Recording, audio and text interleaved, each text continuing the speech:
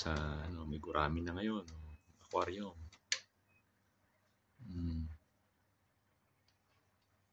Yung janitor fish sa baba. Tapos may mga bagong halaman yung nasa ibabaw.